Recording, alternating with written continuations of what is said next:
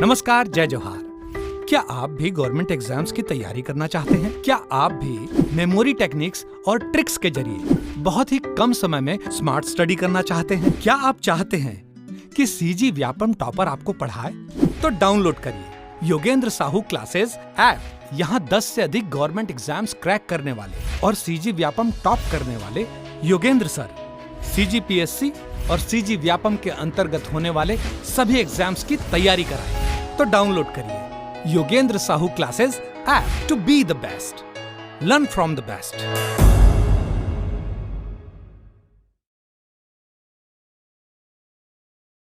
कोई भी सपना साकार करने के लिए सबसे जरूरी है सही कोच का होना। चुनिए Yogendra Sahu classes first rank को और करें अपने सीजी व्यापम CGPSC का सपना साकार। Download the app now. नमस्कार दोस्तों, स्वागत है आपका योगेंद्र साहू ऑनलाइन क्लासेस में। तो आज के क्लास में हम चर्चा करेंगे भारत के गवर्नर जनरल पर। ठीक है, अभी तक हम लोग क्या पढ़ रहे थे? बंगाल के गवर्नर जनरल। अब क्या पढ़ेंगे? भारत के गवर्नर जनरल। 1833 में एक चार्टर एक्ट आता है जिसके तहत बंगाल के गवर्नर जनरल को ही भारत का गवर्नर जनरल घोषित कर दिया जाता है। ठीक है, कब? 1833 के चार्टर एक्ट के तहत। ठीक है, तो इसका सीक्वेंस कैसे याद रखेंगे? BMW कार हम लोग जो पढ़ते हैं ना, तो अब हम लोग क्या पढ़ेंगे? BMAE पढ़ेंगे। ठीक, इसके साथ ही क्या पढ़ेंगे? Honda City, HDC Honda City. ठीक, तो B से क्या आएगा? Bentinck, William Bentinck. ठीक, M से क्या आएगा? मेटकॉफ। A से आएगा ऑकलैंड और एलनबरो, ऑकलैंड और एलनबरो। ठीक, ऑकलैंड को कैसे आ वाला आता है और एलनबरो में ए आता है, तो आ पहले आता है ना, ए बाद में, तो ए में कंफ्यूज नहीं होना है। ठीक, फिर एच से आता है, एच से आएगा हार्डिंग, फिर डी से डलहौजी, सी से कैनिंग। ठीक, देखते हैं इनके कार्य क्या क्या थे। ठीक, तो बी से क्या था? William Bentinck, William Bentinck. ये जो विलियम बेंटिंग था वो बंगाल का अंतिम गवर्नर जनरल व भारत का पहला गवर्नर जनरल था। ठीक है, मैं क्या बोल रही हूँ इसको ध्यान से सुनिए। जो विलियम बेंटिंग है वो बंगाल का अंतिम गवर्नर जनरल तथा भारत का प्रथम गवर्नर जनरल है। ठीक, तो इसके कार्य क्या क्या है? इसने सती प्रथा का अंत किया। कब? 1829 में सती प्रथा का अंत किया। इसके साथ ही 1829 में सती प्रथा का अंत किया और 1833 में मैकाले की अध्यक्षता में विधि आयोग का गठन भी किया। ठीक, इसने सती प्रथा का अंत किया, इसके साथ ही ठगी प्रथा का भी अंत किया। ठीक, और मैकाले समिति के रिपोर्ट पर भारत में अंग्रेजी को शिक्षा का माध्यम बनाया। ठीक, अंग्रेजी को शिक्षा का माध्यम किसने बनाया? तो विलियम बेंटिंग ने बनाया। ठीक, तो ये 3 चीज़ याद रखेंगे, सती प्रथा, ठगी प्रथा और अंग्रेजी को शिक्षा का माध्यम किसने बनाया? तो विलियम बेंटिंग ने बनाया। ठीक, फिर चार्ल्स मेटकॉफ। तो मेटकॉफ को कैसे याद रखेंगे? क्या याद रखेंगे इनके बारे में? कि इसने प्रेस प्रतिबंध को समाप्त कर दिया गया। तो कैसे याद करें? मेटकॉफ, कॉफ से कॉफ़ी, और कॉफ़ी पीते टाइम हम लोग अखबार पढ़ते हैं। अखबार किससे संबंधित है? प्रेस से। तो प्रेस पर प्रतिबंध किसने समाप्त कर दिया? तो मेटकॉफ ने समाप्त कर दिया। ठीक, मेटकॉफ के बाद हम लोग याद रखेंगे ऑकलैंड, ऑकलैंड। तो ऑकलैंड के बारे में एक चीज़ याद रखेंगे कि इनके शासनकाल के समय प्रथम आंग्ल अफगान युद्ध हुआ था। ठीक है, फिर एलनबरो, एलनबरो, इनके बारे में क्या याद रखना है? कि इनके समय सिंध प्रांत का ब्रिटिश साम्राज्य में विलय हो गया था और उन्होंने 1843 में दास प्रथा का अंत किया था। किसका? दास प्रथा का। ठीक है, विलियम बेंटिंग ने किसका अंत किया था? सती प्रथा का और ठगी प्रथा का। और एलनबरो ने किसका? तो दास प्रथा का।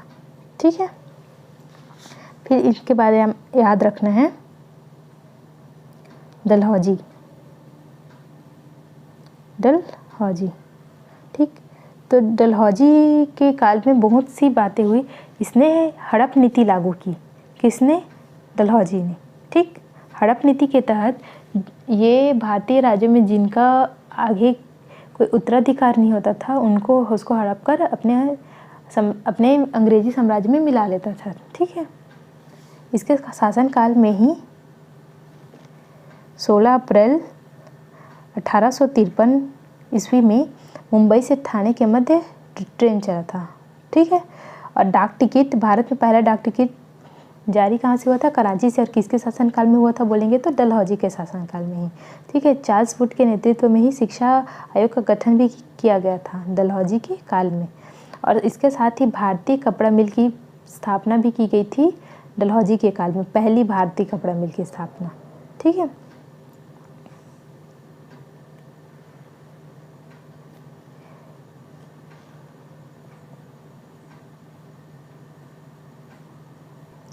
डलहौजी के हड़प नीति के तहत अगर किसी भी राज्य के राजा का अगला कोई उत्तराधिकारी नहीं होता था तो वो किसी दूसरे बच्चे को गोद ले लेता था, लेकिन डलहौजी ऐसा गोद लेने की प्रथा को निषेध बता दिया था और इसके तहत वो उस राज्य को हड़प लेता था। लेकिन पंजाब और अवध ऐसे राज्य हैं जिसका विलय जो है अंग्रेजी साम्राज्य में हड़प नीति के तहत नहीं हुआ था। ठीक है, कौन कौन सा? पंजाब और अवध। ठीक, फिर किसके बारे में याद रखेंगे? कैनिंग के बारे में, लॉर्ड कैनिंग। तो इसके शासनकाल में ईश्वर चंद्र विद्यासागर के अथक प्रयासों से विधवा पुनर्विवाह अधिनियम आया। कब? 1856 में। ठीक है, इसके साथ ही 1857 की क्रांति जो होती है वो लॉर्ड कैनिंग के काल में ही होती है। ठीक, फिर जब 1857 की क्रांति हो जाती है तो ब्रिटिश क्राउन द्वारा भारतीय साम्राज्य की सत्ता सीधे उसके हाथों में ले ली जाती है। उसके बाद भारत में आता है वायसराय। तो जो लॉर्ड कैनिंग है वो भारत का अंतिम गवर्नर जनरल और प्रथम वायसराय था। ठीक, भारत का प्रथम वायसराय लॉर्ड कैनिंग और भारत का अंतिम गवर्नर जनरल बोलेंगे तो भी लॉर्ड कैनिंग। ठीक, तो देखते हैं इसके प्रश्न। निम्नलिखित में से किस गवर्नर जनरल ने भारत में स्थानीय शासन व्यवस्था लागू की थी? तो किसने लागू की थी? तो लॉर्ड रिपन ने लागू की थी। लॉर्ड रिपन के समय 1881 ईस्वी में स्थानीय स्वशासन को प्रारंभ किया, प्रथम नियमित जनगणना की शुरुआत की एवं शिक्षा सुधार हेतु हंटर आयोग का गठन किया। तो हंटर आयोग का गठन रिपन के समय। ठीक, 1882 में इल्बर्ट बिल और वर्नाकुलम पेस्ट एक्ट रद्द भी किया। ठीक है, तो इस बात को ध्यान रखेंगे। किस गवर्नर जनरल ने व्यपगत का सिद्धांत नामक नीति तैयार की? तो हड़प नीति किसने तैयार की थी? तो लॉर्ड डलहौजी। इसको व्यपगत का सिद्धांत या डॉक्ट्रिन्स ऑफ लैप्स का भी कहा जाता है। ठीक, यह एक साम्राज्यवादी गवर्नर जनरल था जिसने रियासतों को विलय करने के लिए एक नीति लागू की जिसे हड़प नीति कहते हैं। इस नीति के द्वारा सतारा, संबलपुर, जैतपुर, बघाट, बरार और झांसी इन रियासतों का विलय किया गया। ठीक है, भारत में किस गवर्नर जनरल ने भारतीय प्रिवी काउंसिल के गठन का सुझाव दिया था? तो किसने दिया था? तो लॉर्ड लिटन ने दिया था। ठीक, लैप्स के कुख्यात सिद्धांत की योजना भारत में निम्नलिखित में से किस गवर्नर जनरल द्वारा बनाई गई? तो लॉर्ड डलहौजी द्वारा।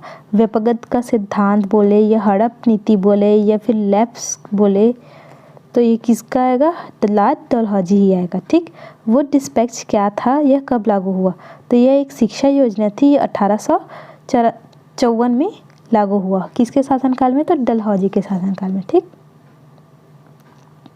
इसमें शिक्षा से संबंधित सिफारिशें की गई थी। इसे भारतीय शिक्षा का मैग्ना कार्टा भी कहा जाता है।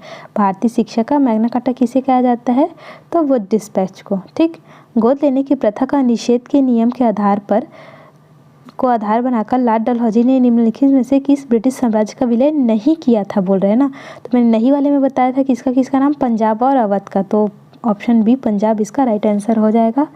डलहौजी ने गोद प्रथा निषेध अधिनियम से संबलपुर, सतारा, जैतपुर, उदयपुर, झांसी आदि को अधिग्रहित कर लिया, जबकि 1849 में पंजाब का और 1856 में अवध का विलय गोद लेने की प्रथा का निषेध नियम के आधार पर नहीं था। ठीक, 1905 में इनमें से किस गवर्नर जनरल ने हड़प के सिद्धांत की नीति प्रारंभ की? तो किसने की थी? लॉर्ड डलहौजी ने की थी।